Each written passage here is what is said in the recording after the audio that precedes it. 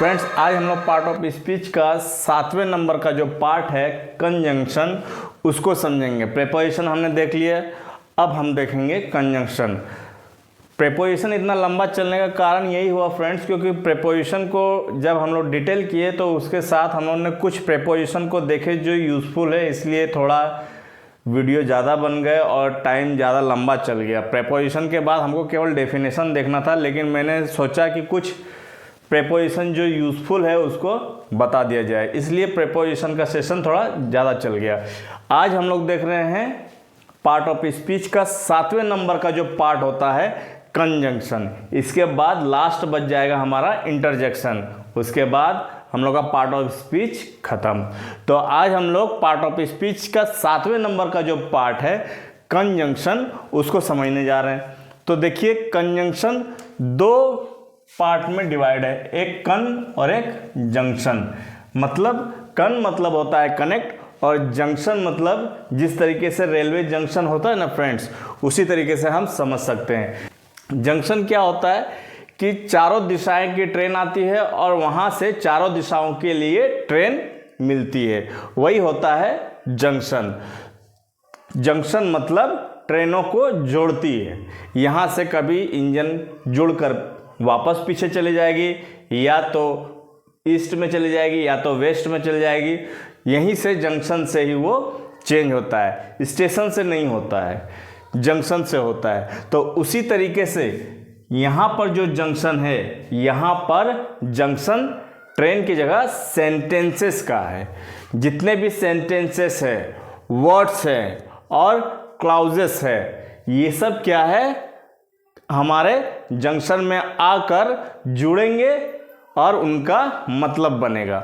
देखते हैं, इधर उधर की बातें ना करके हम लोग ज़्यादा कंजंक्शन पे फोकस करते हैं। कंजंक्शन वे शब्द होते हैं जो दो शब्दों, वाक्यों या उपवाक्यों को आपस में जोड़ने का काम करता है।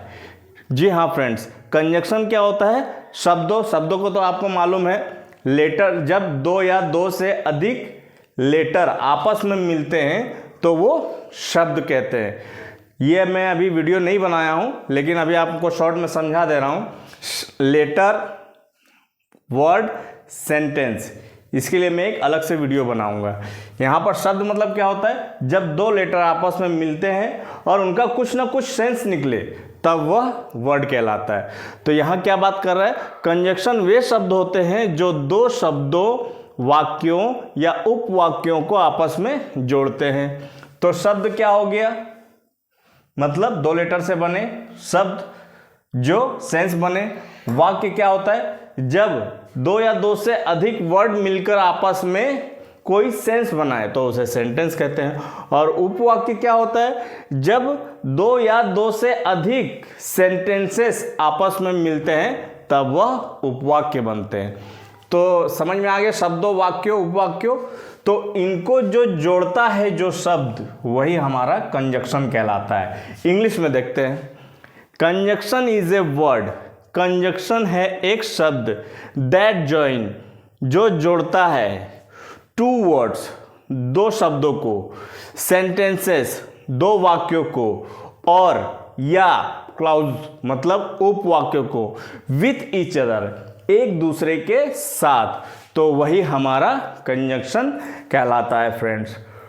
कंजंक्शन और प्रेपोजिशन में हल्का सा डिफरेंस है। क्या है, कंजंक्शन में सेंटेंस, क्लाउज और वर्ड यही जुड़ रहे हैं, लेकिन प्रेपोजिशन में क्या है कि नाउन और प्रोनाउन से पहले आता है और दूसरे उसी सेंटेंस में, ध्यान से समझिए, उसी सेंटेंस में नाउन और प्रोनाउन जो दूसरा रहता है उसके साथ संबंध व्यक्त करता है। हमने प्रेपोजिशन में देख लिया। जिसने भी मेरा प्रेपोजिशन वाला वीडियो नहीं देखा हो तो वो देख ले, तो ज़्यादा बातें क्लियर हो जाएगी। कंजंक्शन और प्रेपोजिशन में हल्का सा डिफरेंस है। कंजंक्शन में सेंटेंसेस जुड़ते हैं और क्लाउज जुड़ते हैं और वर्ड जुड़ते हैं, लेकिन उसमें केवल नाउन और प्रोनाउन की बात होती है, नाउन और प्रोनाउन ही जुड़ते हैं। वहाँ पर जो वर्ड जोड़ता है वो प्रेपोजिशन कहलाता है, और यहाँ पे जो सेंटेंसेस को जोड़ता है वो कंजंक्शन कहलाता है। अब एग्जाम्पल देख लेते हैं, ज़्यादा क्लियर हो जाएगा। Ram and Shyam went to market, मतलब राम और श्याम गए। अब देखिए यहाँ पर ये टू, ये जो टू है हमारा फ्रेंड्स प्रेपोजिशन है। क्या है? प्रेपोजिशन, क्योंकि ये दिशा दिखा रहा है, दिशा दिखा रहा है। हमने प्रेपोजिशन में देखे हैं टू का, मेरा वीडियो बना होगा, आप जाके देख सकते हैं टू प्रेपोजिशन के लिए।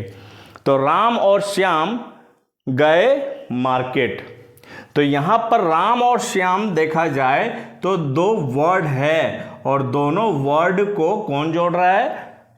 एंड जोड़ रहा है। तो यही हमारा क्या हो गया? कंजंक्शन। फ्रेंड्स समझ में आ गया? अब एक दूसरा एग्जांपल देखते हैं। My shirt is white but coat is black. यहाँ पर दो सेंटेंस, ऊपर में दो वर्ड थे, एक राम श्याम, ये दो वर्ड है, ठीक है। और यहाँ पर नीचे में दो सेंटेंस, मतलब शब्दों की बात हो गई, सेंटेंस की बात कर रहे हैं अब। माई शर्ट इज वाइट, ये एक सेंटेंस है। कोट इज ब्लैक, ये एक सेंटेंस है। दोनों को बट से जोड़ दिए तो क्या मीनिंग निकलता है? देखते हैं। My shirt is white but coat is black, मतलब मेरा शर्ट है सफ़ेद लेकिन कोट है काला। तो यहाँ पर ये जो बट है ये हमारा कंजंक्शन कहलाया। तो सीधी सी आपको आसानी से समझ में आ गया होगा कि कंजंक्शन क्या करता है? शब्दों, वाक्यों और उपवाक्यों, इंग्लिश में बोला जाए तो वर्ड्स, सेंटेंसेस और क्लाउजेस, ये इनको जोड़ने वाले जो वर्ड होंगे वही हमारा कंजंक्शन कहलाएगा। और प्रेपोजिशन में क्या होता था? नाउन और प्रोनाउन को जो शब्द जोड़ेगा वही हमारा क्या कहलाएगा? प्रेपोजिशन। ठीक है फ्रेंड्स, अब कंजंक्शन जो हम लोग समझ गए, अब इस कंजंक्शन में दो तरह के कंजंक्शन होते हैं, उसको समझते हैं। ये तो समझ में आ गया होगा, मोटी मोटी बात है। सेंटेंसेस को जो भी वर्ड जोड़ेगा वही हमारा कंजंक्शन कहलाएगा।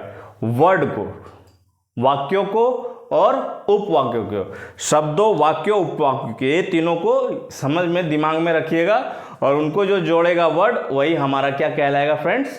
कंजंक्शन। अब इसके हम लोग प्रकार देख लेते हैं। दो प्रकार के होते हैं, चलिए अब प्रकार देखते हैं। क्या होता है पहला प्रकार का कंजंक्शन, क्या बोलता है? चलिए समझते हैं। पहला प्रकार का जो कंजंक्शन है उसको बोलते हैं इंग्लिश में कोऑर्डिनेट कंजंक्शन।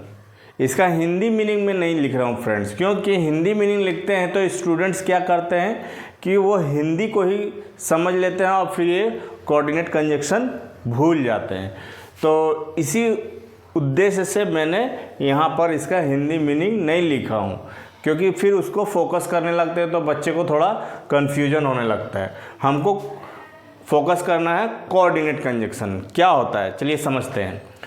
जो कंजंक्शन समान स्तर के शब्दों, वाक्यों या उपवाक्यों को जोड़ते हैं कोऑर्डिनेट कंजंक्शन कहलाते हैं। जी हाँ फ्रेंड्स, इस तरह के जो कंजंक्शन जो होते हैं उनमें इक्वल लेवल के शब्द होंगे, मतलब वर्ड्स होंगे या सेंटेंस होंगे, ये इक्वल लेवल के होंगे, ये ध्यान देना है।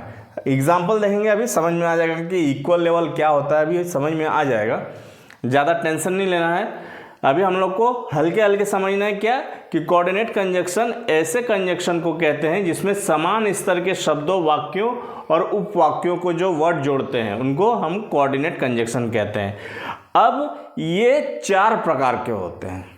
पहला प्रकार का जो हम देख रहे हैं उसका चार प्रकार होता है, और चार प्रकार में से पहला जो है वो है क्युमुलेटिव कंजंक्शन। इसका संपर्क सूचक, संपर्क सूचक का मतलब क्या होता है कि संपर्क बनाने वाला, एक दूसरे से जोड़ने वाला। देखते हैं, ये कंजंक्शन सामान्य रूप से एक तथ्य को दूसरे तथ्य से जोड़ते हैं। इनमें मुख्य क्या है? And, both and, also, too, as well as, no less than, not only, but also. तो यहाँ पर जितने भी ये जो लिखे हैं ये हमारा क्युमुलेटिव तरह का कंजंक्शन है, और ये क्या करेगा? समान लेवल वाले वाक्यों, शब्दों, उपवाक्यों को जोड़ेगा। देखते एग्जाम्पल। ही कॉल्ड मी, उसने मुझे बुलाया। गेव मी सम मनी, दिए मुझे कुछ पैसे। और ये सेंटेंस को अगर आप पढ़ेंगे तो इनका लेवल 1 दिखेगा, और उन दोनों लेवल को सेंटेंस को जोड़ दिए किसने? एंड ने, ये वाला एंड ने। तो जो हमारा ये जो एंड है यही हमारा कोऑर्डिनेट कंजक्शन का क्युमुलेटिव प्रकार का कंजक्शन है। क्लियर हो गया फ्रेंड्स? तो अच्छे से समझ में आ गया कि क्युमुलेटिव तरह का जो कंजक्शन है वो क्या करता है? एक तथ्य को दूसरे तथ्य से जोड़ता है, और सामान्य इसमें समान स्तर का होता तो इसमें भी समान स्तर का होगा। इन चारों प्रकार के हम जो अभी आगे देखेंगे उसमें चारों प्रकार के जो सेंटेंस होंगे समान लेवल के होंगे, इसमें भी समान लेवल का है, और इसमें एक तथ्य को दूसरे तथ्य से जोड़ रहा है। यहाँ पर ये हमारा क्या हो गया? क्युमुलेटिव तरह का कंजक्शन। अब ये हमारा कौन सा पहला प्रकार का जो कोऑर्डिनेट कंजक्शन है उसको समझ लिए, और दूसरा, तीसरा, चौथा मतलब बी सी डी अब समझते हैं। तो पहला हो गया, अब चलिए बी समझते हैं। एक देख लिए, ए देखने के बाद अब बी देखते हैं। बी क्या बोलता है? एडवर्सिटी, विरोध सूचक। एडवर्सिटी मतलब विरोध सूचक। ये कंजंक्शन दो विरोधी तथ्यों या वाक्यों को जोड़ते हैं। हाँ फ्रेंड्स, यहाँ पर जो भी सेंटेंस मिलेंगे एक दूसरे का विरोध प्रकट करेंगे। एग्जाम्पल है but still yet nevertheless however while whereas. ये जितने भी कंजंक्शन है ये हमारा एडवर्सिटिव टाइप का कंजंक्शन है। एग्जाम्पल देखते हैं, जैसे my shirt is white but my coat is black. मतलब मेरा शर्ट है सफ़ेद लेकिन मेरा कोट है काला। तो यहाँ सफ़ेद और काला एक दूसरे के अपोजिट मतलब विरोध प्रकट करने वाले सेंटेंस है कि मेरा शर्ट है सफ़ेद और मेरा कोट है काला। तो यहाँ पर जो बट आया है, ये हमारा एडवर्सिटिव विरोध सूचक सेंटेंस है, ये कंजंक्शन है, सॉरी एडवर्सिटिव कंजंक्शन है। और कोऑर्डिनेट कंजंक्शन जो बोलता है कि सेंटेंस एक दूसरे के सहायता के रहेंगे, तो वो बात यहाँ पे हो रही, मेरा शर्ट है सफ़ेद, मेरा कोट है काला, ये एक दूसरे पे डिपेंड नहीं है, अलग अलग सेंटेंस है, लेकिन बट यहाँ लगा दिए तो ये एक दूसरे के विपरीत हो गया, जो यहाँ पे विरोधी हो गया, जो यहाँ पे क्या बोल रहा है? बी। ठीक है फ्रेंड्स, समझ में आ गया होगा। अब सी समझते हैं क्या होता है। अल्टरनेटिव विकल्प सूचक। अल्टरनेटिव विकल्प सूचक, ये कंजंक्शन दो बातों में से किसी एक को चुनने या त्यागने का संकेत देते हैं। इनमें मुख्य है either और, neither nor, otherwise, else और आदि। एग्जाम्पल देखते हैं, either do the work or give the money। मतलब या तो काम करो या पैसे दो, या तो काम करो या तो पैसे दो। मतलब एक बात को इसमें चुनने की बात बोली जा रही है, या तो काम करो या तो पैसे दो, दोनों में से एक बात। जो यहाँ पे बात की जा रही है दोनों बातों में से किसी एक को चुनने या त्यागने की बात होती है इस तरह के कंजंक्शन में। ठीक है फ्रेंड्स, ये था हमारा बी और सी। अब देखते हैं लास्ट डी, जो कि कोऑर्डिनेट कंजंक्शन का लास्ट है। अब लास्ट है फ्रेंड्स कोऑर्डिनेट कंजंक्शन का डी। डी क्या बोलता है देखते हैं। डी क्या बोलता है? इलेटिव मतलब निष्कर्ष सूचक कंजंक्शन। ये कंजंक्शन एक सत्य को उसके निष्कर्ष से जोड़ता है। इनमें मुख्य है सो, देयरफॉर, देन, फॉर आदि। यहाँ पर जो बात बोली जा रही है, यहाँ पर ये बात बोली जा रही है कि एक सेंटेंस दूसरे सेंटेंस का निष्कर्ष रहेगा, एक सत्य रहेगा तो एक उसका रिजल्ट रहेगा। देखते एग्जाम्पल, समझ में आ जाएगा। He murdered so he was punished. मतलब उसने हत्या की, ये क्या है? एक सत्य है। सो ही वाज पनिश्ड, ये निष्कर्ष है, इसलिए उसे सजा मिली, इसलिए उसे सजा मिली या मिली थी। तो ये जो हमारा सेंटेंस हुआ ये हमारा कंजंक्शन इलेटिव हुआ। इलेटिव यहाँ पर जो है वो है सो, और ये एक सेंटेंस है, ये एक सेंटेंस है, ये सत्य है, ये निष्कर्ष है। तो यहाँ पर जो बात बोली गई है यहाँ सेंटेंस उसी तरीके से दिया हुआ है। तो ये हमारा कोऑर्डिनेट कंजंक्शन था डी। फ्रेंड्स, हम लोग ने देख लिया कंजंक्शन में हमने पहला टाइप का जो कंजंक्शन है उसको समझ चुके हैं। अब दूसरा टाइप का जो है सबऑर्डिनेट कंजंक्शन उसको समझते हैं। क्या होता है चलिए देखते हैं। जो कंजंक्शन असमान स्तर के वाक्यों एवं उपवाक्यों को जोड़ते हैं। जी हाँ फ्रेंड्स, वहाँ पर क्या था, समान स्तर के, और यहाँ पर असमान मतलब अलग अलग। वहाँ पर इक्वल लेवल के थे और यहाँ पर डिफरेंस लेवल के सेंटेंस और उपवाक्य रहेंगे, उनको यहाँ पर जोड़ा जाएगा। वे सबऑर्डिनेट कंजंक्शन कहलाते हैं। ऐसी दशा में कंजंक्शन युक्त वाक्यों का अर्थ बिना दूसरे वाक्यों की सहायता के पूरा नहीं हो सकता है। कहने का मतलब यहाँ पर यह है कि यहाँ पर भी दो सेंटेंस होंगे और दोनों सेंटेंस असमान स्तर के होंगे, और दोनों को जब जोड़ेंगे तो दोनों सेंटेंस को देखा जाएगा कि एक दूसरे पर डिपेंड रहेंगे। जब हम कोऑर्डिनेट कंजंक्शन जब देख रहे थे तो उसमें दोनों सेंटेंस आज़ाद थे, फ्री थे, एक दूसरे पे डिपेंड नहीं थे। लेकिन इस कंजंक्शन में, सबऑर्डिनेट कंजंक्शन में एक दूसरे पे डिपेंड रहेंगे। जितने भी कंजंक्शन हम देखेंगे 6 प्रकार के, हम लोग आगे 6 प्रकार के सबऑर्डिनेट कंजंक्शन देखेंगे, और 6 प्रकार की जो कंजंक्शन हम देखेंगे उसमें सब असमान लेवल के सेंटेंस होंगे और एक दूसरे पे डिपेंड रहेंगे। ये एकदम पक्की बात है। ऐसी दशा में, वही बात यहाँ पे बोल रहा है, ऐसी दशा में कंजंक्शन युक्त वाक्यों का अर्थ बिना दूसरे वाक्यों की सहायता के पूरा नहीं हो सकता। उसे अपने अर्थ को स्पष्ट करने के लिए मुख्य वाक्य पर आश्रित होना पड़ता है, मतलब डिपेंड रहता है। यहाँ पर डिपेंड की बात हो रही है, वहाँ पर फ्री, वहाँ पर एक दूसरे से फ्री रहता है सेंटेंस। तो ये हमारा सबऑर्डिनेट कंजंक्शन होगा और यही हमारा 6 प्रकार का होगा। तो अब इसको बारी बारी से हम लोग समझते हैं। फ्रेंड्स, हमने कंजंक्शन देख लिया है। 2 प्रकार के कंजंक्शन होते हैं। पहले प्रकार को हमने ख़त्म कर चुका है, उसमें 4 प्रकार देख लिए। अब दूसरे प्रकार का जो कंजंक्शन है, इसमें हमने 6 प्रकार देखे और 6 प्रकार में से हम पहले 2 प्रकार को देख रहे हैं। तो चलिए देखते हैं। ए प्रकार का क्या बोलता है, कॉज और रीज़न मतलब कारण। ये कंजंक्शन किसी घटना का कारण बताने के लिए प्रयोग किया जाता है। इनमें मुख्य है बिकॉज, सिंस, एज, सो। ये हमारा पहला जो कंजंक्शन है, ये क्या घटना बताने के लिए इस्तेमाल किया जाता है। एग्जाम्पल देखते हैं, अच्छे समझ में आ जाएगा। He failed because he was ill. वह असफल हो गया या फेल हो गया क्योंकि वह बीमार था। तो ये सेंटेंस और ये सेंटेंस एक दूसरे पर डिपेंड है। वह फेल हो गया, क्यों फेल हो गया, क्योंकि वो बीमार था। तो ये दोनों सेंटेंस बोला जाए तो ये इस पर डिपेंड है, जो हमें सबऑर्डिनेट कंजंक्शन के डेफिनेशन में बोला गया है कि यहाँ पर जितने भी प्रकार हम आएंगे, A, B, C, D, E, F, जितना भी 6 प्रकार है, सब में सेंटेंस एक दूसरे पे डिपेंड रहेगा। यहाँ पर भी हम देख रहे हैं डिपेंड है। ठीक है फ्रेंड्स, केवल यहाँ पे ध्यान रखना है कि ये किसी घटना का कारण बताने के लिए इस्तेमाल किया जाता है, प्रयोग किया जाता है। दूसरा प्रकार का क्या बोलता है, पर्पस मतलब उद्देश्य। ये कंजंक्शन किसी कार्य का उद्देश्य बताते हैं।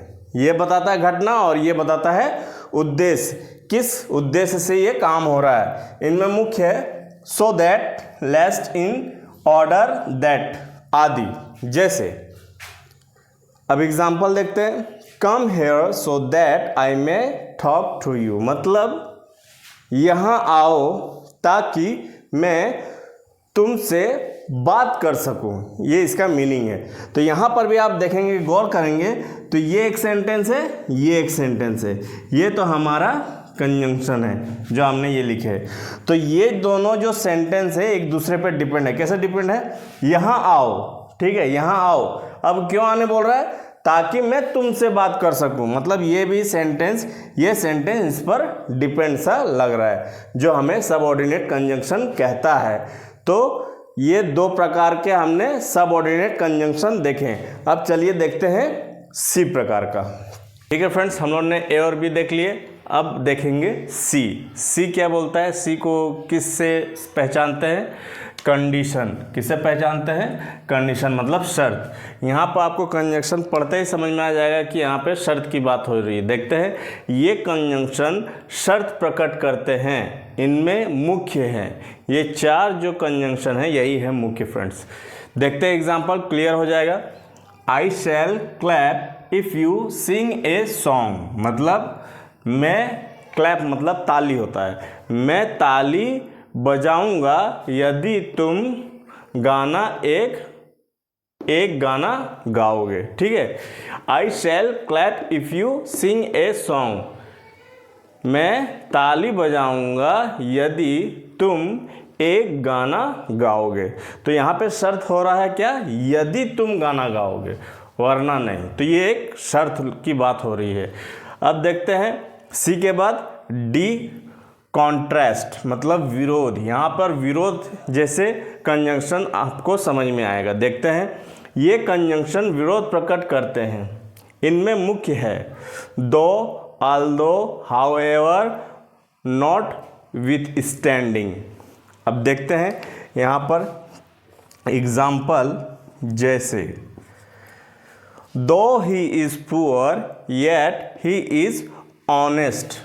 क्या है फ्रेंड्स, ऑनेस्ट मतलब हालांकि वह गरीब है लेकिन ईमानदार है।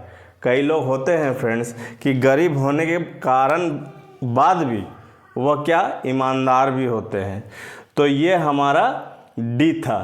तो हमने सी डी देख लिए। अब देखते हैं इसके आगे। फ्रेंड्स हमने देख लिया सी और डी। अब देखते हैं ई। ई क्या बोलता है? हाँ फ्रेंड्स ध्यान देना, हम लोग सेकेंड नंबर का जो सब ऑर्डिनेट कंजंक्शन है उसमें हम लोग ई नंबर और एफ नंबर देख रहे हैं। मतलब ए बी सी डी 4 हो गया, ये 5वां और ये 6वां।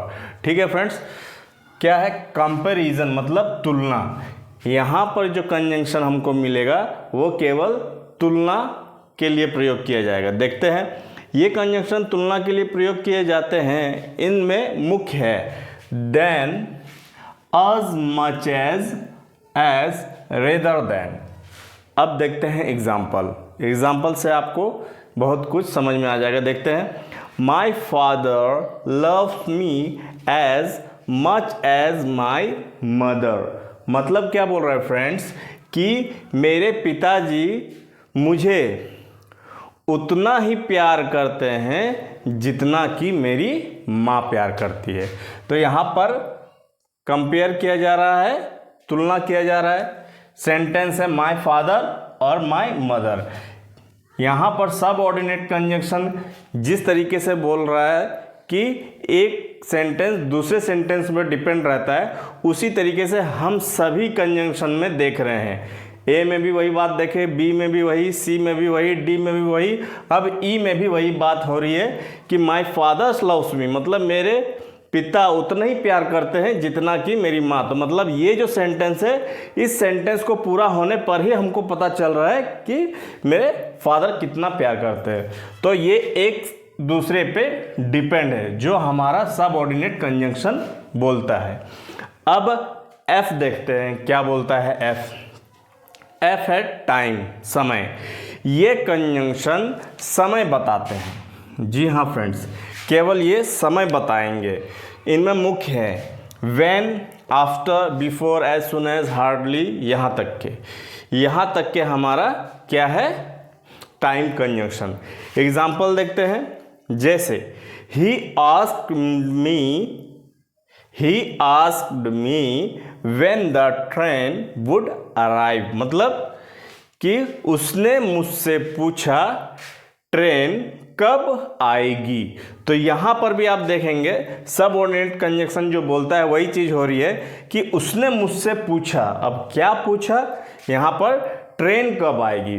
तो इस सेंटेंस ये दोनों एक दूसरे पर डिपेंड है। यहाँ पर जो व्हेन आया है यही हमारा हो जाएगा टाइम तरह का कंजंक्शन। तो ये व्हेन एक क्वेश्चन भी होता है, कब। तो यहाँ पर क्या कर रहा है व्हेन, दो सेंटेंसों को जोड़ रहा है कि नहीं फ्रेंड्स, इसलिए ये कंजंक्शन बन रहा है। तो उम्मीद है कि आपको A B C D E F 6 प्रकार के जो सब ऑर्डिनेट कंजंक्शन थे वो आपको समझ में आ गया होगा। और यदि अभी आपको नहीं समझ में आ रहा है कोई भी दिक्कत हो रहा है तो वीडियो पूरी तरीके से बारीकी से देखें, और किसी भी तरह का मन में यदि डाउट हो, क्वेश्चन हो, तो मेरे कमेंट बॉक्स में ज़रूर आप क्वेश्चन करें, मैं उसका जल्द से जल्द रिप्लाई करूँगा। तो ठीक है, उम्मीद है कि सबऑर्डिनेटेड कंजंक्शन समझ में आ गया होगा। तो इसके साथ हमारा कंजंक्शन ख़त्म हो जाता है। इसके बाद हम लोग पढ़ेंगे नेक्स्ट वीडियो में इंटरजेक्शन। तो चलिए, तब तक के लिए जय हिंद।